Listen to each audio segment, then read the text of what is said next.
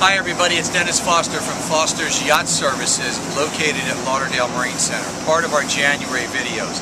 And if you look here, we have a spray tent enclosure, which is a temporary confined space fixed enclosure. What you have to have here is when we take on one of these jobs, we name the name of the boat, the size of the boat, no smoking, no unauthorized entry, and if you have to call somebody, we list all of our phone numbers for an emergency. And also, when you want to do any painting or spraying, you have to sign in at the yard, you have to get a permit, and you have to put what kind of paint you're going to spray. In this case, it's DuPont Base Coat Clear Coat. Then you have to have a checklist here about the electric. Then you have to have your competent person for the gas readings, which is Kathy from Lauderdale Marine Center. If you follow me over here, you'll see that's what she's doing right. She's got what's called a gas reader, and that's going in there. It's taking the oxygen levels, the CO2 levels, and the vapor levels of the spraying of the paint to make sure they're all up to code as per OSHA. So you have to have that done.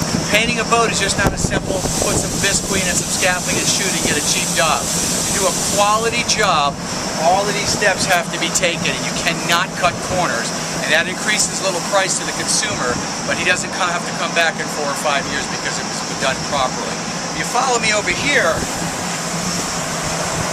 you'll look at our spray equipment here. And what this is either 22-inch yellow ducting hoses. And what happens here is these go in here, that's an explosion-proof paint extractor. And these hoses go in here and they suck the paint out while he's spraying on a low pull. And it goes into a filter box over here. It has 4 separated filters in there, so when it gets sucked out and goes through in here and goes through there, when it comes actually out of the back side of that filter box, it's vapor. There's no pigment, there's no paint, there's no overspray. It's all required when you're doing paint work, so when you're spraying, you don't have to overspray all over your nice inside tent there. It's all sucked out over here so they get a clean, dust-free, nice job.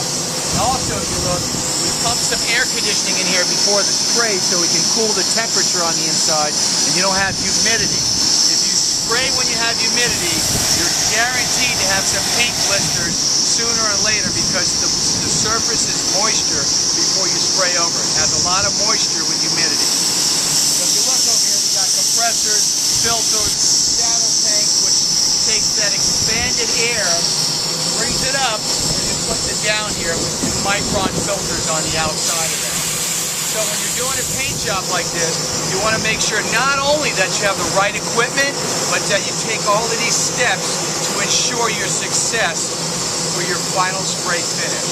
So, Dennis Foster from Foster's Yacht Services, located at Lauderdale Marine Center, for part of our January videos on proper paint application for confined spaces on temporary structures, signing out.